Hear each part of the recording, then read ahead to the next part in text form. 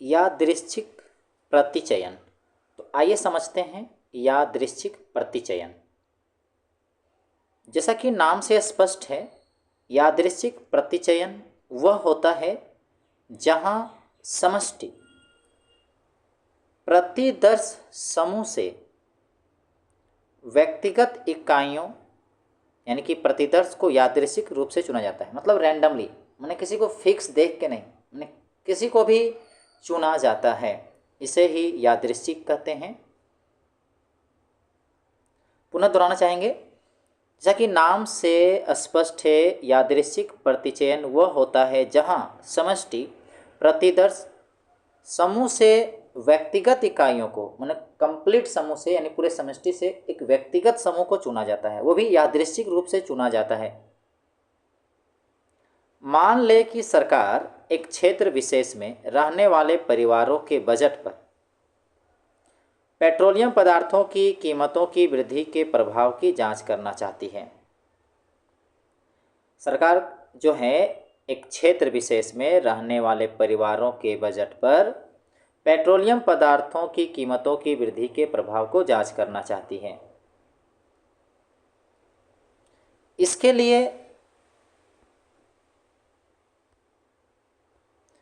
लिए 30 परिवारों का प्रतिनिधिक यानी कि यादृच्छिक रूप से प्रतिदर्श प्राप्त करके उसका अध्ययन करना है।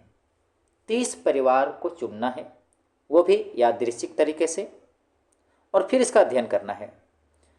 तो कैसे करेगा, देखिए ध्यान से।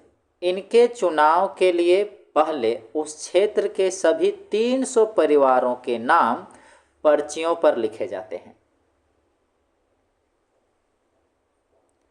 फिर उन पर्चियों को पूरी तरह आपस में मिला दिया जाता है। इसके बाद उसमें से साक्षात्कार के लिए चुनने के लिए बारी बारी से 30 नाम पर्चियां हैं द्वारा 30 नाम पर्चियों द्वारा चुन लिए जाते हैं। मतलब उस 300 में से जो पर्ची है उसमें 30 निकालेगा और चुन लिया गया 30।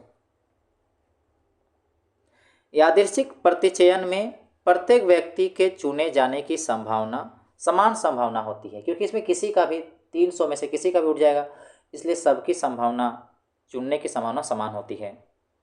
मैंने ऐसा फिक्स नहीं कि उसी का होगा, इसमें सबका समान होता है चुने जाने की संभावना। और चुना गया व्यक्ति ठीक वैसा ही होता है जैसा कि नहीं चुना गया व्यक्ति।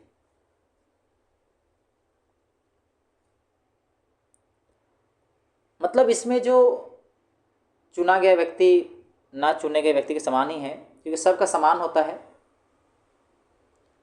मतलब इसमें कोई फिक्स नहीं है कि उसी का उठेगा पर्ची में, इसमें सबका समान होता है।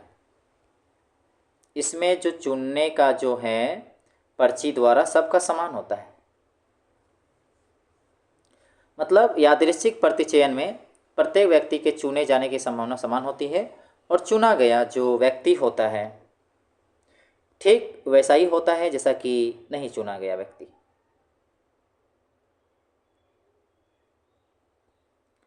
उपयुक्त उदाहरण में 300 प्रतिदर्श इकाइयों यानी कि प्रतिचयन रचना के तौर पर कहें तो कि समष्टि में सभी इकाइयों को 300 इकाइयों के प्रतिदर्श में चुने जाने की समान अवसर प्राप्त हुआ। मतलब 300 प्रतिदर्श जो वहाँ सैंपल था गांव का, परिवार का, तो उनमें से 30 को चयन किया गया और 30 को समान अवसर प्राप्त हुआ। अतः इस तरह से निकाले गए प्रतिदर्श को ही यादृच्छिक प्रतिदर्श कहा जाता है।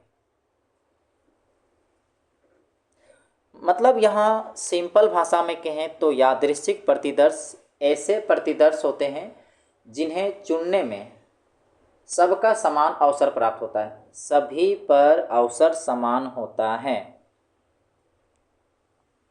इस विधि को लॉटरी विधि के नाम से भी जाना जाता है, क्योंकि इसी प्रकार लॉटरी में भी होता है, मिक्स करके चुना जाता है, तो इसीलिए इसको लॉटरी विधि के नाम से भी जाना जाता है।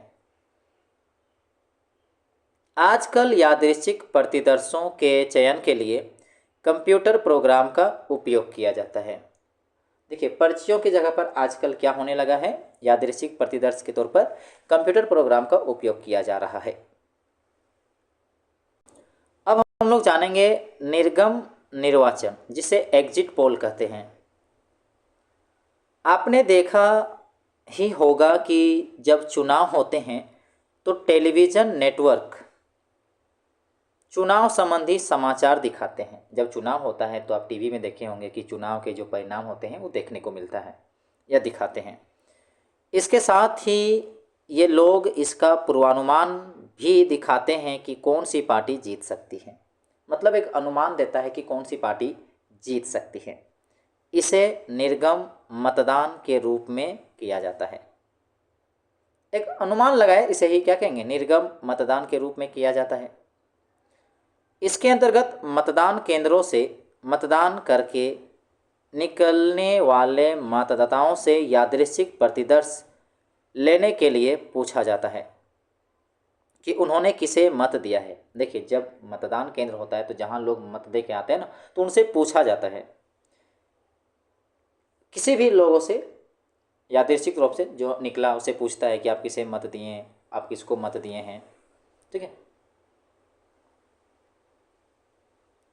यहाँ मतदाताओं के प्रतिदर्श द्वारा प्राप्त आंकड़ों से, अब मतदाताओं से आंकड़ा प्राप्त हो गया कि किसे मत दिया है, उसके हिसाब से तो यहाँ मतदाताओं के प्रतिदर्श द्वारा जो सैंपल लिए हैं, उस मतलब मतदाता को यहाँ सैंपल के तौर पर लिए हैं, पूछे हैं कि यादृच्छिक तौर से कि आपने किसको दिया, आपने किसको दिया।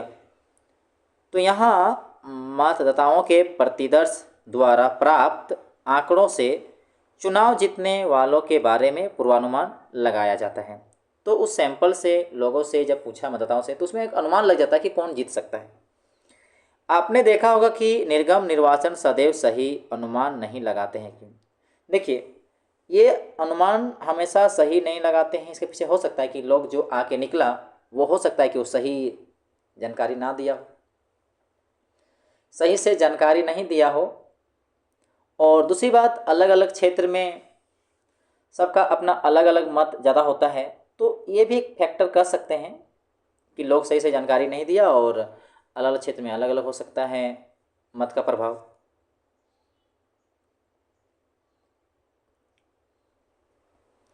क्रियात्मक गतिविधि, आपको भारत में खाद्यान्न उत्पादन की पिछले 50 वर्षों की प्रवृत्ति का विश्लेषण करना है। आपको एक क्रियाकलाप के रूप में कह सकते हैं यहाँ पर 50 वर्षों की प्रवृत्ति के बारे में, मतलब भारत में जो खाद्यान्न उत्पादन है, किस तरह भारत में खाद्य का जो उत्पादन हुआ है 50 सालों में किस तरह का, उसका आपको विश्लेषण करना है। चूँकि सभी 50 वर्षों के लिए आंकड़े एकत्रित करना तो मुश्किल है, अतः आपको 10 वर्षों के एक प्रतिदर्श का चयन करना है। यानी कि आपको सैंपल के रूप में कोई 10 साल का ले लेना है और फिर उसका अनुमान लगाना है। आप यादृच्छिक संख्या प्रणाली का प्रयोग करते हुए अपने प्रतिदर्श कैसे चुनेंगे?